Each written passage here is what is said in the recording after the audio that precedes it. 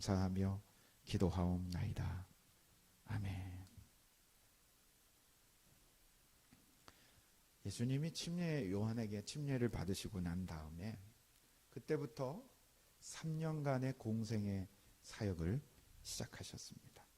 그것이 마태복음, 마가복음, 누가복음에 특별히 갈릴리 호숫가를 중심으로 그 주변에 사역하신 사역 내용들이 나와 있습니다. 그런데 요한복음은 그로부터 한참 지나서 맨 마지막에 사도 요한이 그 모든 이야기에 빠진 부분을 다시 정리해서 증보판 복음서입니다. 그래서 요한복음에는요, 갈릴리에서 사역을 한 그 사역 이전에 유대에서 사역했던 내용들도 기록을 하고 있습니다.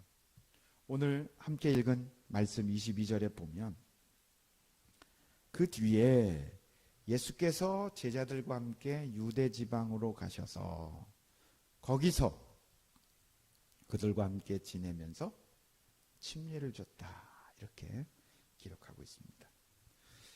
예수님께서 무슨 침례를 어떻게 줬는지, 지금 우리가 이 침례탕에서 침례를 주고 있는 그런 침례와 성부와 성자와 성령의 이름으로 이렇게 주는 침례는 아니었을 겁니다. 그죠?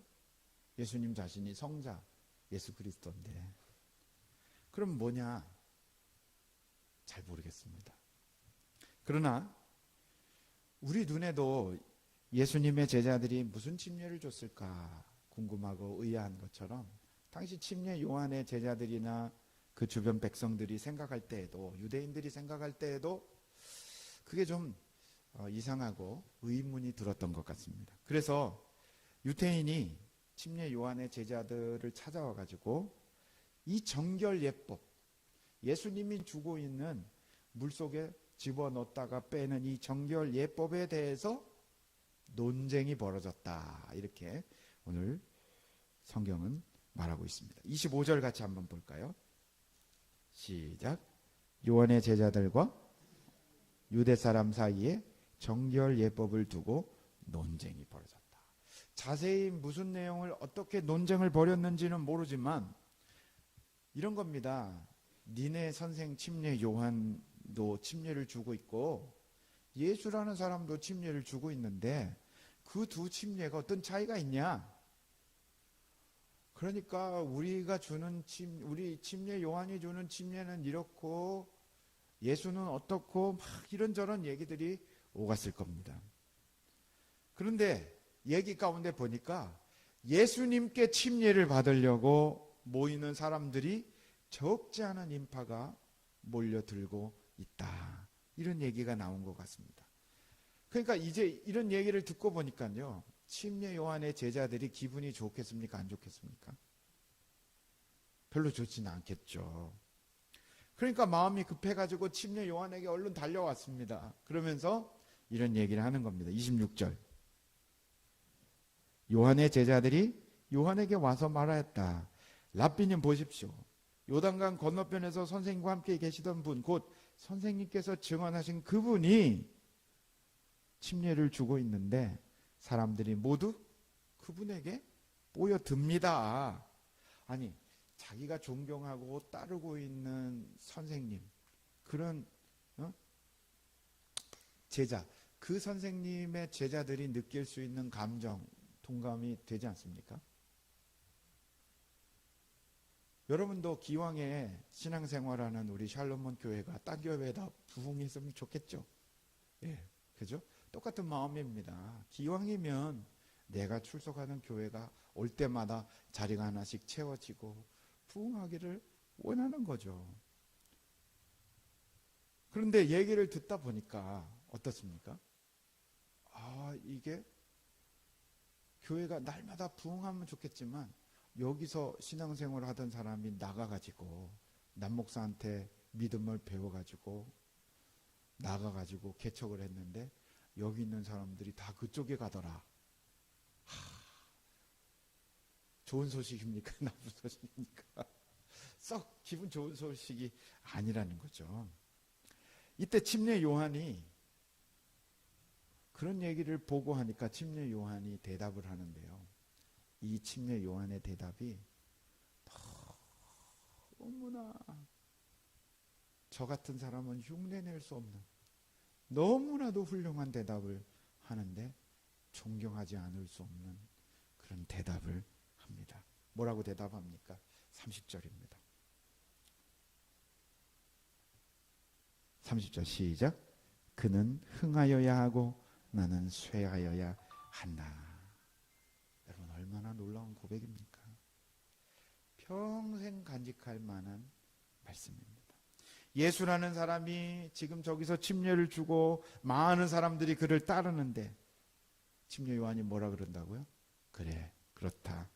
그 사람의 제자는 많아지고 내 제자는 줄어들어야 된다.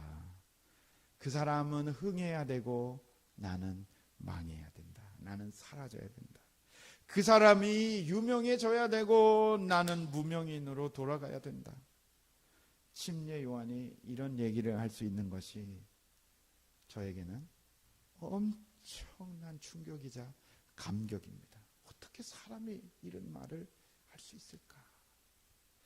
여러분, 제가 침례 요한이라면요 많이 섭섭했을 것 같아요. 서운할 것 같아요. 제가 좀 착해 보이고 마음이 좋은 것 같아도요, 이런 상황이 되면요 저도 서운하고 마음이 아플 것 같습니다. 그리고 또 침례 요한은요 어떤 사람입니까? 그는요 이스라엘 예언자가 400년 동안 나타나지 않았는데 400년 만에 나타난 정말 특별한 예언자입니다. 사람들이 구름대처럼 몰려왔습니다. 침례 요한 평생 들판에서 정말로 구별된 삶을 살았고 그가 선포했던 말들이 얼마나 능력 있고 얼마나 감동을 주었는지 세리들도 자기 일을 내려놓고 침례 요한에게 와서 침례받고 회개하고 눈물을 흘리며 왕도 그렇고 침례 요한을 모르는 사람이 없을 정도로 그는 유명한 사람이었습니다. 그런데 갑자기 그 요한을 따르는 제자들이 예수라는 청년을 쫓아가는 겁니다. 예수라는 청년을 객관적으로 보면 어떻습니까? 침례 요한에게 침례받은 사람 아닙니까? 무명인으로서 자기가 침례를 주고 지금 말을 바꾸면요 자기가 키워준 사람과 같다 할 수 있을 겁니다. 저 같으면 너무 많이 서운하고 마음이 아플 것 같습니다. 그분이 정말로 위대한 사람 맞는데 아니 조금 기다려줄 수 없을까? 그리고 당신의 사역에 길을 닦는 사람이 나라고 나도 인정하겠는데 진짜 중요한 당신의 사역 속에 내 자리는 좀 없을까? 나도 좀 껴줄 수 없을까? 그런데 그분이 오신다고 내가 길을 이렇게 닦아왔는데 다 닦기도 전에 그냥 막 쫓아와가지고 공사가 끝나기도 전에 들어닥쳐서 사람들이 막 가고 있으니까 황당한 기분이 들지 않겠습니까? 22, 23절에 그 뒤에 예수께서 제자들과 함께 유대 지방으로 가셔서 그들과 거기서 함께 지내시면서 침례를 주셨다. 살렘 근처에 에논에는 물이 많아서 요한도 거기서 세례를 줬다. 사람들이 나와서 세례, 침례를 받았다. 섭섭할 것 같아요. 아니 좀 기다려주면 좋을 텐데, 조금만 배려해주면 좋을 텐데, 아니 좀 나하고 동역 좀 해주면, 동역하자고 말씀도 하실 수도 있을 텐데. 그분의 사역 속에 이 위대한 그동안 길을 갈고 닦아왔고 온 백성이 다 알고 있는 침례 요한이 설 자리가 없었을까? 그런데 침례 요한이 뭐라 그럽니까? 그는 흥하여야 하고 나는 쇠하여야 한다. 여러분, 그 위대한 침례 요한, 모든 사람에게 유명 인사가 된 침례 요한이 이런 말을 할 수 있다는 것, 이 침례 요한의 마음은 정말 저가 부럽고 어떻게 이렇게 말할 수 있을까? 너무 배우고 싶고 저도 침례 요한과 같은 그런 사람 되고 싶다 하는 생각이 넘쳐납니다. 여러분, 침례 요한이 어떻게 그런 말을 할 수 있었을까? 전 한마디로 침례 요한은 언제나 이 땅이 아니라 하나님 나라, 하나님의 절대 주권에 순종하는 사람이었기 때문이다 라고 생각해 봅니다. 27절을 보니까 요한이 이런 말을 대답합니다. 하늘이 주시지 않으면 사람은 아무것도 받을 수 없는 거야 하고 제자들에게 답을 합니다. 청년 예수의 추종자가 늘어나고 사람들이 따르는 거, 이거 그 사람이 잘나서 그런 게 아니라, 그 사람이 내 사람을 뺏어가는 게 아니라 하나님이 주시니까 그러는 거야. 하나님이 하시는 일이야. 사람이 하는 일이 아니야. 하나님이 주시지 않으면 아무도 받을 수가 없어 라고 말하는 겁니다. 내 사역을 걷어가서 예수라는 분에게 준다고 하면 그건 하나님이 주시는 거니까 나는 순응하겠다, 받아들이겠다. 하나님이 하시는 일에 대해서 철저한 순종이 여기에 묻어나고 있습니다. 여러분, 주어지는 하나님의 은혜와 하나님이 줄 때 그것을 아멘으로 순응하며 받아들일 수 있는 사람이 얼마나 될까? 제가 그러죠. 요즘 제 어머니가 병원에 있는데요, 그 버튼, 소변 마려울 때 밤에 혼자 가지 말고 버튼 한번 누르라고. 그런데 결국 그걸 못 누르고 혼자 가다가 결국 한번 넘어졌어요. 그러니까 병원에서는요, 사람이 와 있어라, 이미 넘어지고 사고가 났기 때문에 봐줄 수 없다. 그래서 어제부터 저희 형님을 한번 보내놓고 또 오늘 밤부터는 우리 영현이가 또 가서 할머니를 돌보기로 했습니다. 그러면서 저는 드는 생각이, 그거 하나 순응할 수가 없어요. 그 주어지는 대로 따를 수가 없는 모습을 보면서 내 모습이 똑같구나. 그거 그냥 순응하고 창피해도 조금 부끄럽고 해도 그렇게 하라고, 그런 말 하면 그냥 와서 도와주고 다 도와줄 수 있는 시스템이 있는데도 그걸 못해요. 그런데 어떻습니까?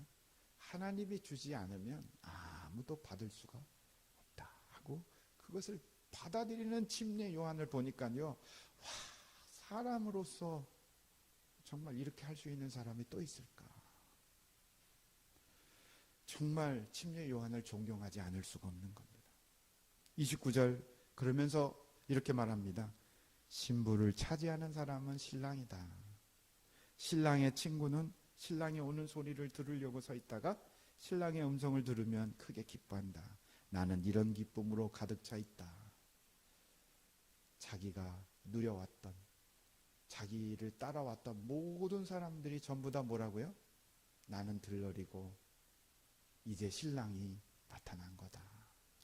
여러분, 우리나라 결혼식하고 이스라엘 결혼식이 참 다른 게, 우리는 어떻습니까? 신부집에서 결혼식을 주도하고 그리고 함을 가지고 신랑이 신부집으로 가고, 거기서 막 발바닥도 맞고, 이런 문화가 우리에게 있지만 이스라엘의 성경의 결혼식은 어떻습니까? 신랑의 친구들이 결혼식을 주도합니다.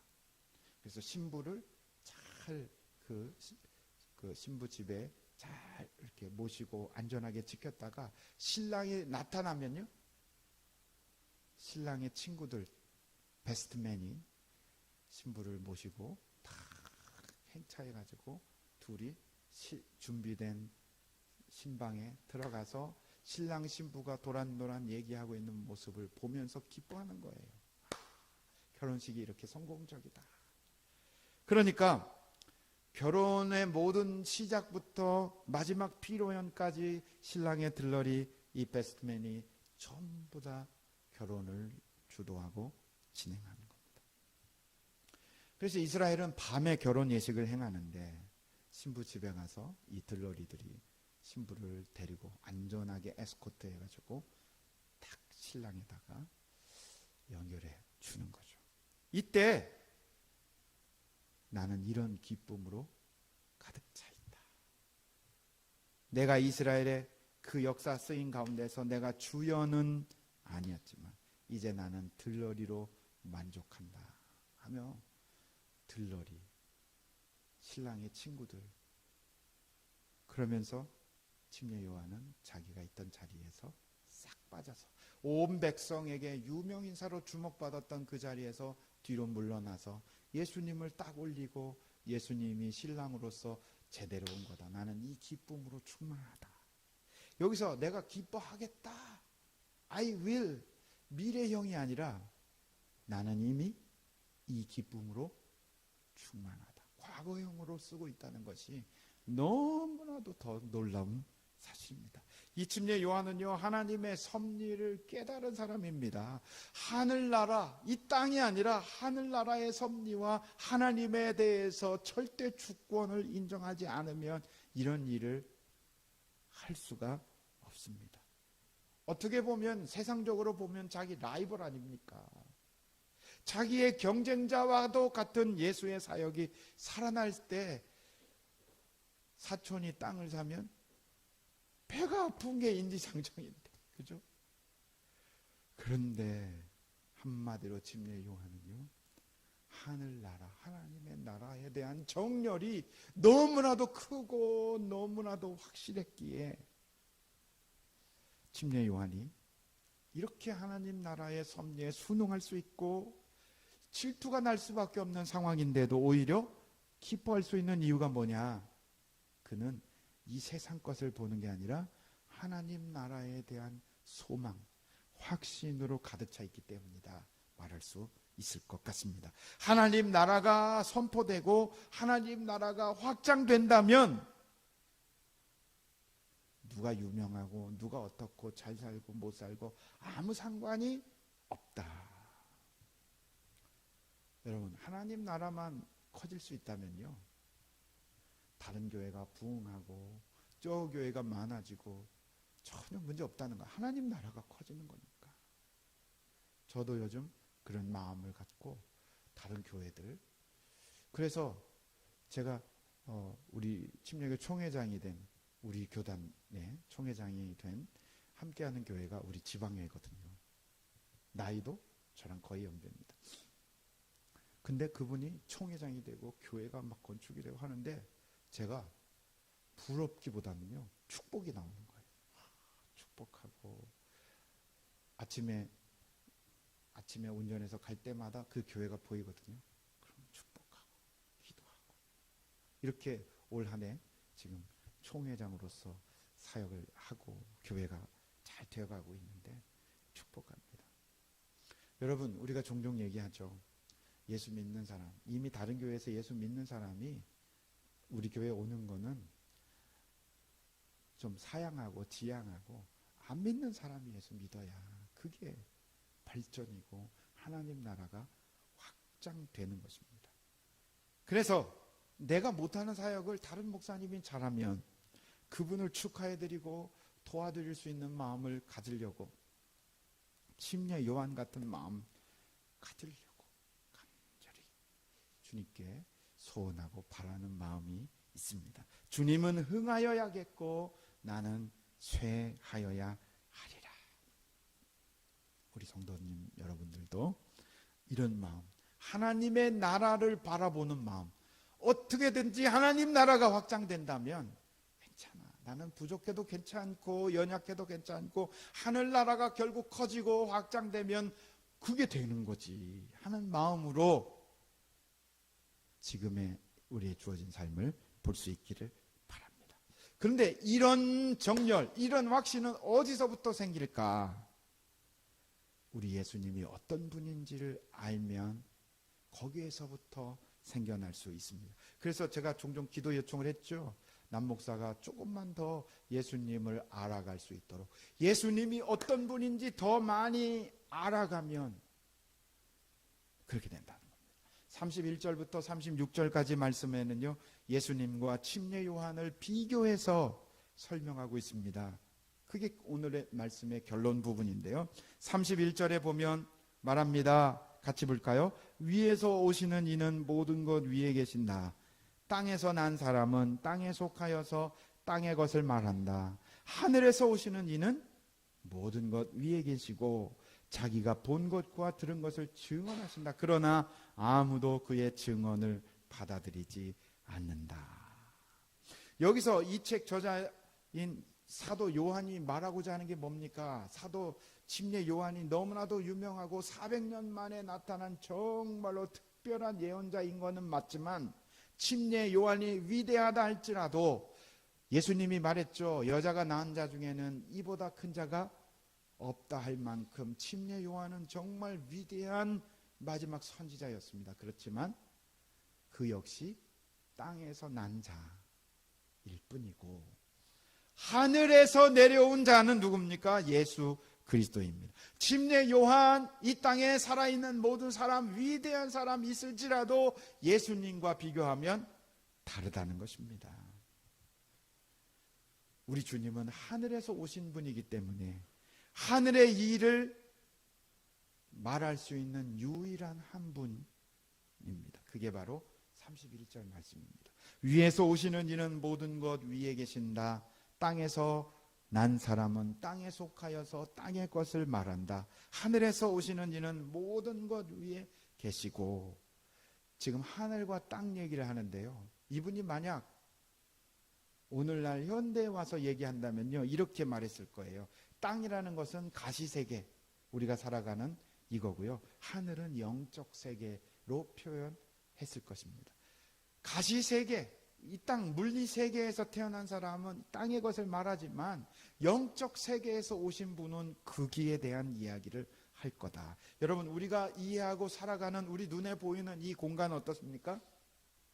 3차원에다가 플러스 시간이 더해져서 4차원의 세계입니다. 여러분, 우리가 어렸을 때 10대 시절에 방황했던 마음이 생각납니까? 안 납니까? 생각나죠? 똑같은 난데 열 몇 살의 나, 꿈 많던 여고생, 중고등학교 다닐 때 마음이 그대로 생각나잖아요. 마음은 이팔 청춘인데, 그죠? 그런데 시간이 지나면서 우리는요, 수많은 과거의 시간들을 같이 가고 있어요. 그러니까 그게 4차원이에요. 똑같은 사람이고 똑같은 공간인데 시간이 더해지니까 4차원이 되는 겁니다. 그래서 영화들이 타임머신을 타고 옛날의 나를 찾아가고 미래의 내 모습이 어떤가를 보는 거잖아요. 그게 4차원이에요. 우리가 살아가는 세상이 4차원. 이 4차원의 세계와 영적인 세계, 가시세계는 4차원인데 영적인 세계, 하늘, 이거에 대한 이해가 너무나 부족하기 때문에 어느 목사님이 이렇게 이것의 차이를 어떻게 설명하느냐 보니까 아주 생각해 볼 만한 이야기를 한 적이 있습니다. 뭐냐면요, 여러분, 그 하늘나라 영적 세계를 하와이나 피지나 정말 아름다운 섬이라고 생각해 보자고요. 섬에 에덴 동산처럼 꾸며져 있습니다. 그냥 손으로 닿으면 먹으면 돼. 따서 먹으면 돼. 그리고 바다와 투명한 바다 속의 산과 정말 아름다운 바다와 구름과 아무것도 안 입어도 너무나도 시원하고 따뜻하고 춥지도 않고 먹을 것이 그냥 가득 차 있는 섬 속에 한 건물이 하나 있는데요, 유리로 만들어진 체육관 같은 건물이 있습니다. 이곳이 바깥에서 보면 내부가 보이는데 안에서는 바깥이 전혀 안 보이는 유리로 만들어진 정말 큰 건물이 섬 중앙에 있는데, 이 차이가 뭐냐?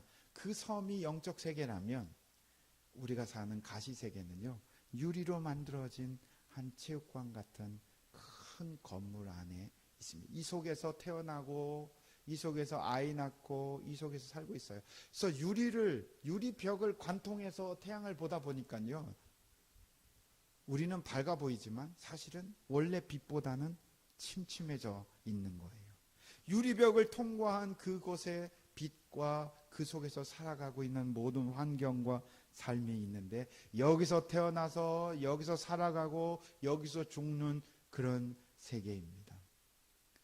다시 말해서 우리가 살아가는 이 세상은요, 큰 영적 세계의 아주 작은 부분에 불과합니다. 그런데 안에서는 밖을 볼 수가 없으니까요, 이게 다인 줄 알고 살아가고, 여기에서 가끔 뛰어난 사람, 난 사람이 있어가지고요, 야, 저기 저 하늘을 보니까요, 멀리 있는데 또 다른 세계가 있지 않을까. 철학가와 사상가들이 이런 이야기를 꿈을 꾸며 상상하고 쓰고 있는 겁니다.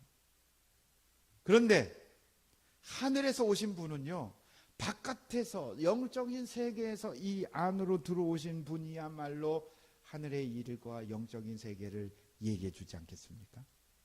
그게 바로 예수 그리스도입니다. 사람들은 이 아름다운 섬의 모습과 환경을 상상만 하지 꿈만 꾸지 본 적도 없고 정확하지도 않습니다. 우리가 이해하는 이 가시세계는요, 커다란 영적 세계의 아주 자그마한 부분입니다. 영적 세계에 대해서는 우리가 알 수 없습니다. 그래서 여러분, 우리의 부모님들은요, 이 세계를 벗어나서, 이 벽은 딱 한 번 나갈 수 있는데 죽음으로써 이 세계를 벗어나서 영적 세계로 들어갈 수 있습니다. 그래서 저 위에 계신, 먼저 가신 우리 구원받은 부모님들, 선진들이 우리를 내려다볼 수 있고 다 볼 수 있다는 생각 여러분 하잖아요. 근데 우리는 이것이 다인 줄 알고 살아가는 겁니다. 그래서 어떻습니까? 우리 주님은 오직 유일하게 하늘나라에서 오신 분이기 때문에 세상 종교, 사상, 철학가들이 꿈으로, 상상으로 얘기하는 것과는 다른 본 것을 증언한다고 오늘 성경은 말해줍니다. 직접 보고 들은 것을 예수님이 말씀해 줍니다. 이것이 세상이 다가 아니다. 여기 눈에 보이는 이것이 전부 다가 아니라 영적 세계에 이것이 진짜 핵심이고 넓은 것이다. 여러분, 우리는 이 말을 믿는 그리스도인입니다. 우리는 조금씩 이 세상에 갇혀있는 이 세상이 다가 아니라 앞으로 이 육체가 걷어지고 이 유리벽이 걷어지고 영원한 천국과 같은 그 섬 전체를 바라볼 날이 있을 거다. 우리는 무엇으로 봅니까? 믿음으로 그것을 보는 사람들입니다. 유리벽에 제한된 공간에서 육체적인 건강의 제한과 물질적인 이 환경의 제한에서 벗어나가기 위해서는 딱 죽음이라는 것을 통과해야 된다. 그러므로 죽음은요, 두려워할 것이 아니라 소망의 문이 됩니다. 이 사실을 우리가 믿음으로 받아들이고, 그러므로 이 땅에서 만나지는 모든 일들은요, 전부 다 교훈이고 별게 아니에요. 여기서 벗어나는 순간 진짜 밝은 태양과 빛 안에서 그 섬에 누려있는 그 모든 것들이 전부 다 우리에게 주어진다. 우리는 이 약속을 믿습니다. 성도 여러분, 말씀을 맺고 싶습니다. 세상 종교와 철학과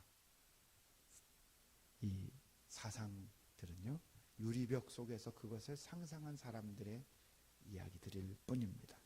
그러나 오직 우리 주님만이 하늘에서 오셨기 때문에, 영적 세계에서 우리의 물리 세계로, 가시 세계로 들어오셨기 때문에 이분의 말씀이 진리이고 이분이 진짜입니다.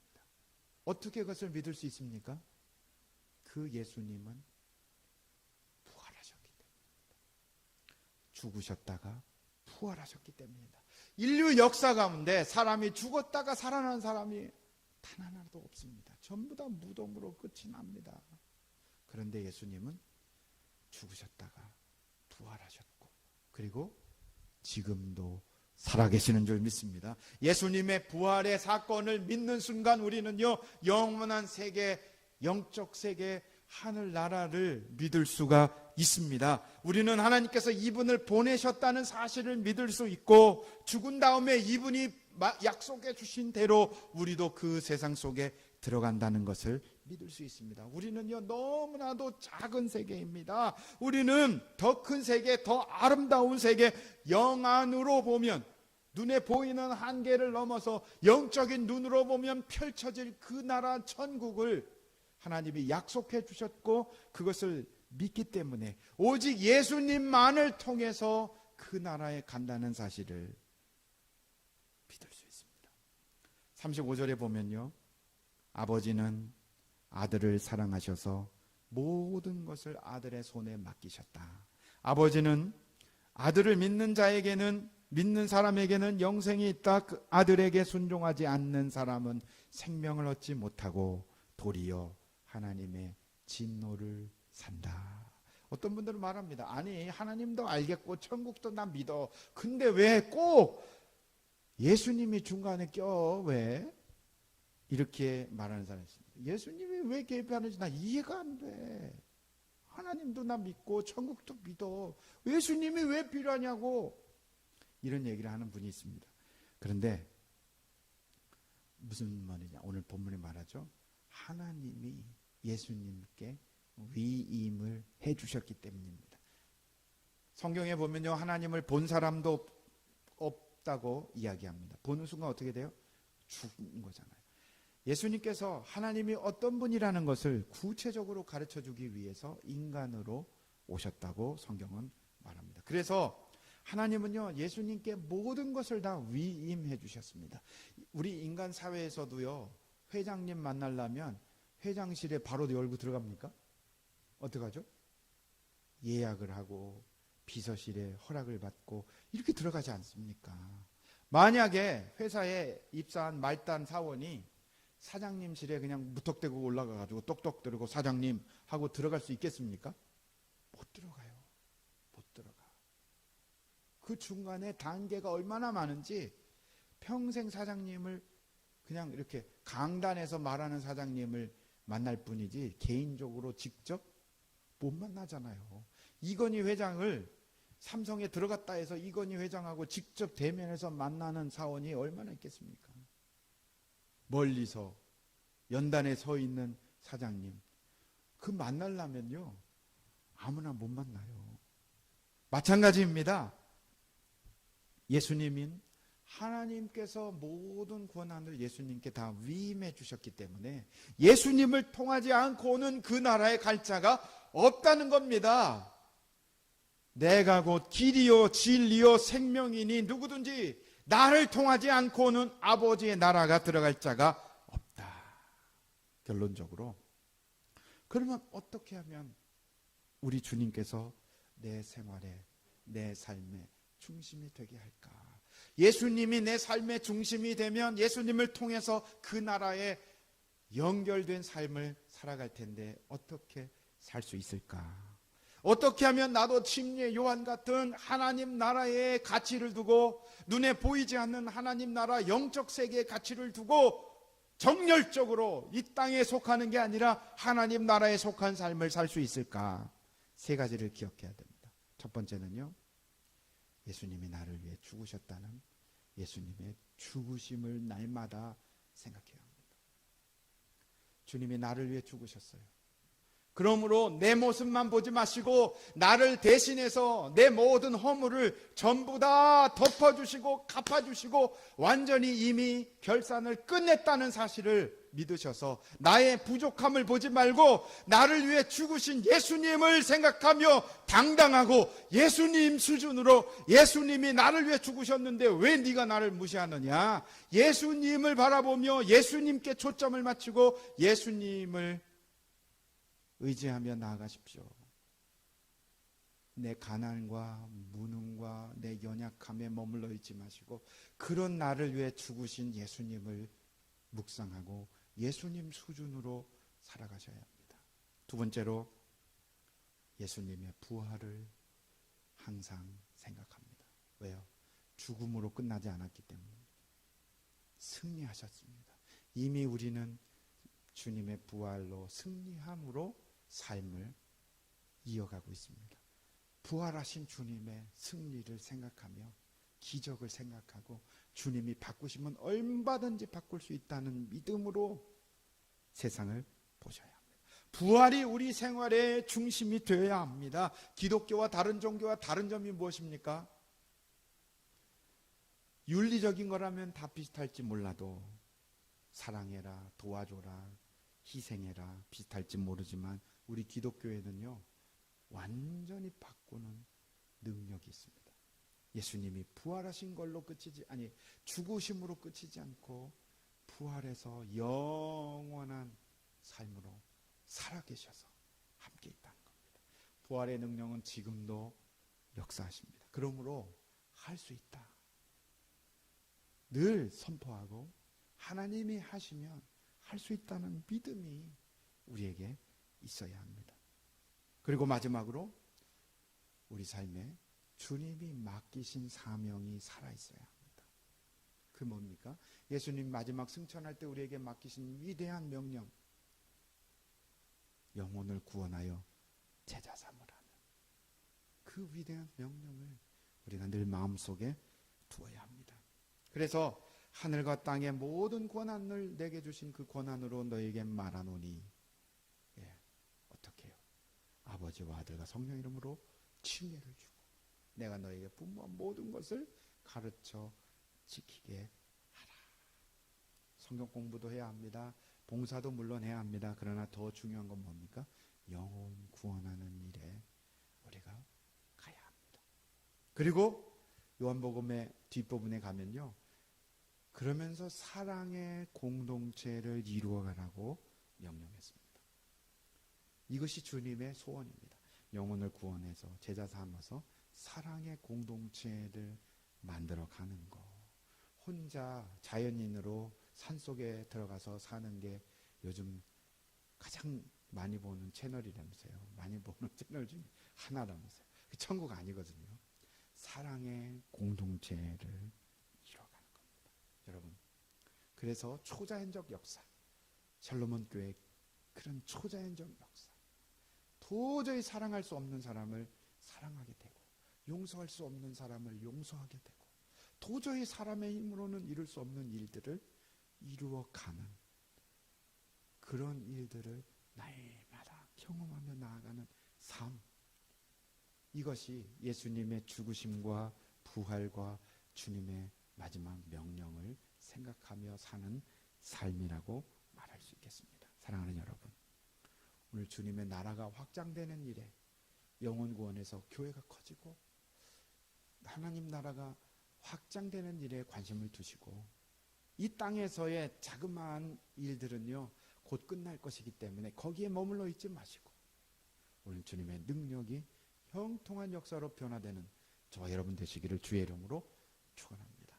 기도하겠습니다. 하나님 아버지, 은혜를 감사드립니다. 오늘도 우리에게 주시는 귀한 음성, 하늘에서 온 예수 그리스도를 통해서 이 땅은 영적 세계에 아주 작은 것에 불과하다는 것을 깨닫게 하여 주셔서 이 작은 것이 다인 줄 알고 시간과 삶과 정력을 낭비하는 인생 되지 말고 영원한 나라 천국이 확장되는 것을 꿈꾸며 전폭적으로 거기에 초점을 맞추는 인생이 되게 하여 주시옵소서. 예수님의 이름으로 감사하며 기도하옵나이다. 아멘. 우리도 함께 찬송, 일어나서 찬송